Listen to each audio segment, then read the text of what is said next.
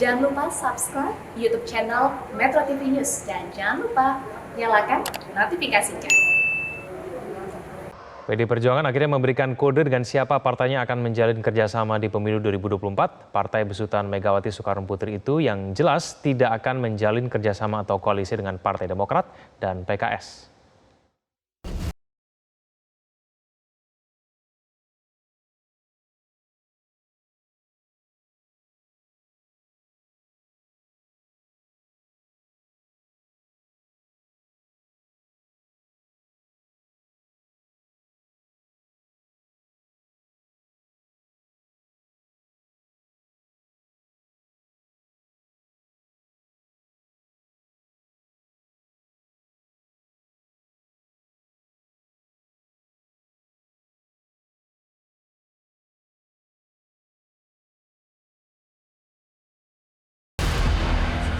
Ya kalau dengan PKS tidak. Ya koalisi ini kan harus melihat emosional bonding pendukung PDI. Di situ pendukung PDI ini adalah rakyat wong cilik yang tidak suka berbagai bentuk ya kamuflase politik rakyat apa adanya. Kalau saya pribadi sebagai sekjen memang tidak mudah ya, untuk bekerja sama dengan Partai Demokrat karena dalam berbagai dinamika politik menunjukkan hal itu. Pengamat komunikasi politik Henry Satrio menyayangkan dengan keputusan PDI Perjuangan yang terlalu dini menutup pintu bagi Demokrat dan PKS untuk bekerja sama. Padahal dalam beberapa pilkada, baik PDI Perjuangan, Demokrat, dan PKS kerap bekerja sama. Ini sebetulnya patut disayangkan karena terlalu dini untuk mengucapkan tidak akan bekerja sama dengan partai politik tertentu. Tapi di satu sisi ada baiknya adalah yaitu tadi kita tergambar bahwa minimal setidaknya akan ada dua koalisi pada Pilpres 2024. Ya kita doakan semoga antara PDI Perjuangan dengan partai-partai lain termasuk PKS dan Demokrat walaupun tidak bisa bekerja sama tapi tetap dalam satu kesatuan negara Republik Indonesia. Namun demikian, dalam menghadapi pemilu 2024, PDI Perjuangan akan tetap menjalin kerjasama politik.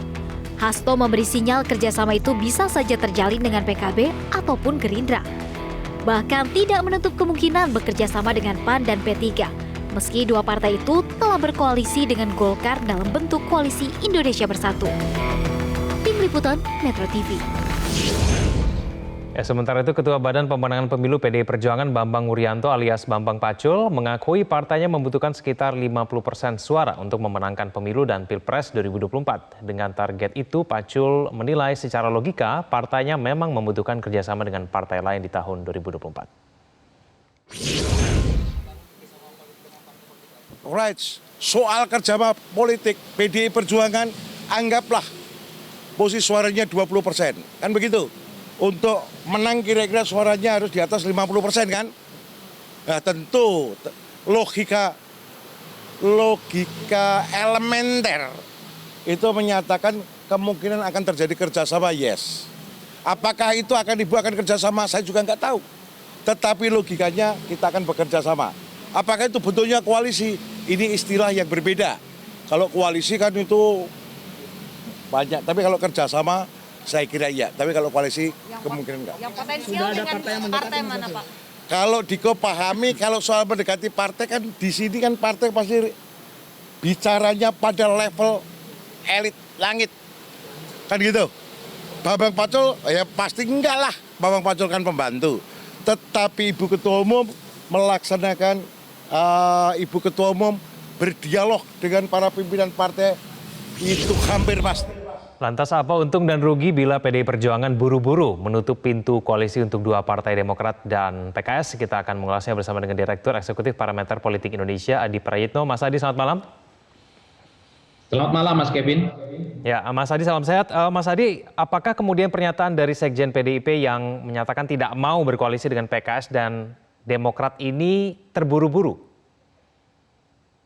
Ya, saya kira ini sebagai bentuk penegas dari PDIP yang sejak awal memang terlihat alergi untuk berkoalisi dan berteman dengan Demokrat dengan PKS ya. Ini menunjukkan setelah Pilpres berakhir 2019 yang lalu, hampir semua partai koalisional non pemerintah itu diajak, terutama Gerindra dan PAN. Hanya menyisakan PKS dan Demokrat yang kemudian dikeluarkan dan bahkan dikucilkan dalam konteks tertentu ya. Ini menunjukkan memang sejak awal PDIP itu nggak nyaman, nggak happy, ada benturan ideologis dan benturan kepentingan kepada dua partai itu. Sehingga tidak mengherankan sebenarnya kalau Sekjen Hasto itu kemudian menyebut untuk 2004 sekalipun mereka mengharamkan partainya untuk berkoalisi dengan PKS dan Demokrat. Ini tentu akan membuat konfliktual politiknya akan semakin mengeras ke depan, Mas Kevin ya. Apa untungnya? Ya tentu ini untuk mengonsolidasi basis-basis dukungan PDIP yang selama ini memang alergi, memang tidak suka terkait dengan PKS dengan Demokrat. Tapi dalam rezim politik demokrasi elektoral, di mana one man one vote itu adalah segala-galanya, tentu ini menjadi salah satu kerugian penting karena sekecil apapun partner koalisi, entah itu partai yang ada di parlemen ataupun non parlemen, ini tentu tidak menguntungkan. PDIP sebenarnya ingin menunjukkan kepercayaan dirinya menghadapi pemilu 2024, seakan-akan bisa memilih mana partai yang boleh diajak bekerja sama dan mana partai politik yang tidak akan diajak bekerja sama. Saya melihat PDIP cukup yakin bahwa tanpa PKS dan Demokrat sekalipun, sepertinya PDIP akan memenangkan pertarungan. Dan ini yang saya sebut dengan tingkat kepedean yang di atas rata-rata. Tapi prinsipnya, kalau saya melihat ya, salah satu kerugiannya adalah karena dalam rezim pemilihan langsung, satu suara itu menjadi penting. Tidak mungkin ada 1.000 suara, tidak mungkin ada 1.000.000 suara, kalau tanpa ada tambalan-tambalan suara yang cukup minimalis. Oleh karena itu sebenarnya, PDIP tentu ke depan harus mencari tambahan partai politik koalisional lainnya untuk menambal elemen-elemen yang kemudian dimiliki oleh PKS, terutama yang memiliki Islam ataupun irisan keislaman yang selama ini memang selalu dijargonkan oleh PKS ya.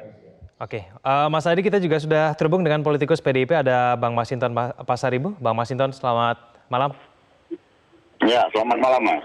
Ya, Bang Masinton, apakah memang betul PDIP tidak merasa rugi begitu ketika buru-buru menyatakan tidak mau berkoalisi dengan Demokrat dan PKS?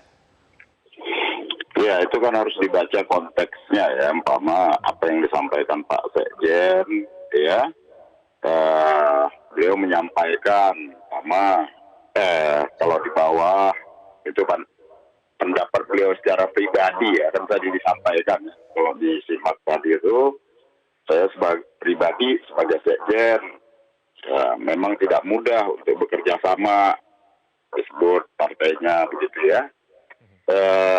Sebagai ini dari bawah, kira-kira gitulah, kader-kader di bawah, bahwa untuk bekerja sama dengan, ini di level grassroots-nya gitu. Tetapi dalam politik, saya setuju dengan apa yang disampaikan Bung Adi Praitno tadi, dan juga Ibu Ketua Umum kemarin dalam pembukaan Rakernas menyampaikan, beliau menyampaikan, ya, Ibu Haja Megawati Soekarno Putri, bahwa membangun bangsa ini tidak bisa sendiri, perlu gotong royong bersama-sama, tidak mungkin PDI Perjuangan sendiri.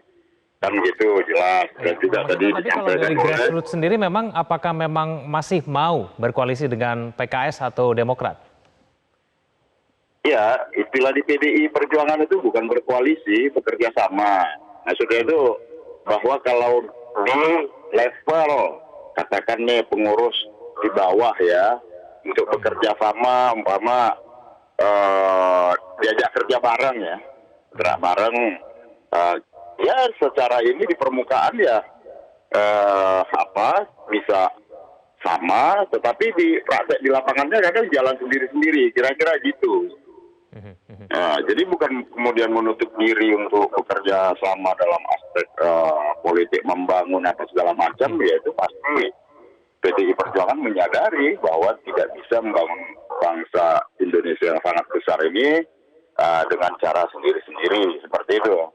Nah, konteksnya adalah yang disampaikan Pak Sekjen itu, umpama di level kepengurusan di tingkat bawah bekerja sama, umpama dalam pemenangan salah satu calon, baik itu dalam pilkada, ya, dan pernah bareng-bareng lah.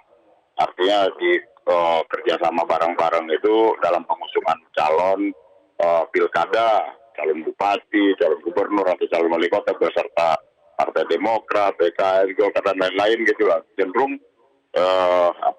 ketika kesepakatin ternyata di bawahnya itu ada yang bermain di dua kaki segala macam gitu loh, tidak bulat full mengusung satu calon yang memang benar-benar itu harus disosialisasikan, dimenangkan, kira-kira begitu. Pola ininya.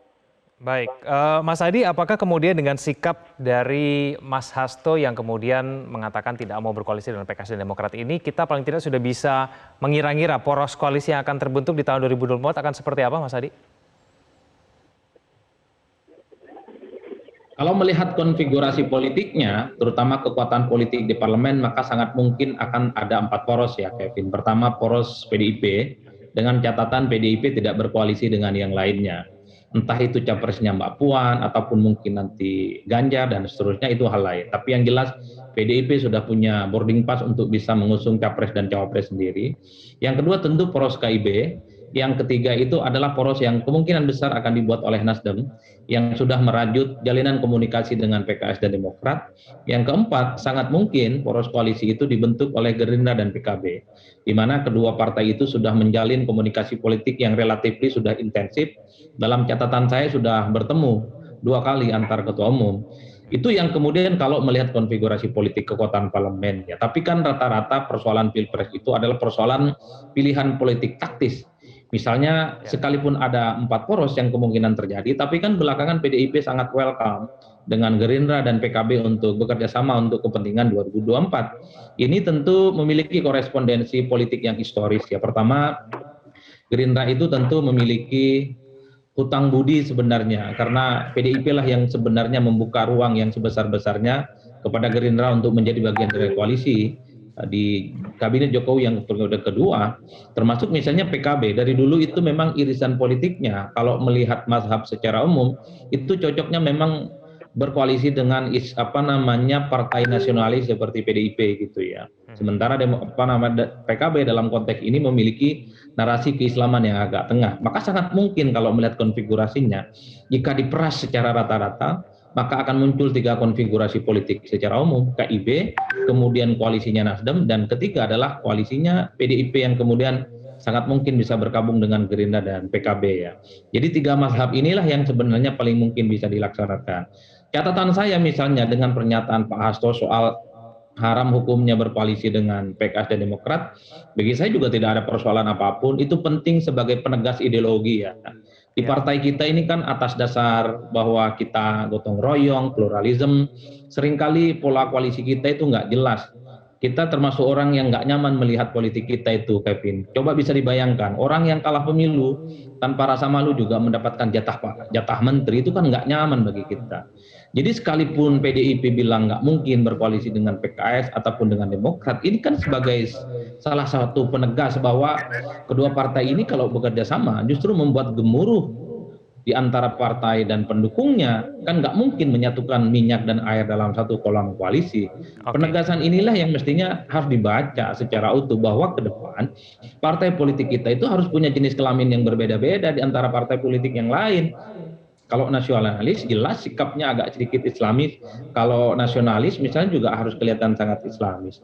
Meski pada saat yang bersamaan tentu sangat tidak menguntungkan, karena basis pemilih kita itu tidak seperti apa yang dibayangkan oleh para elitnya, seringkali lebih cair dan lebih terbuka dan saling bekerja sama antara satu yang lainnya.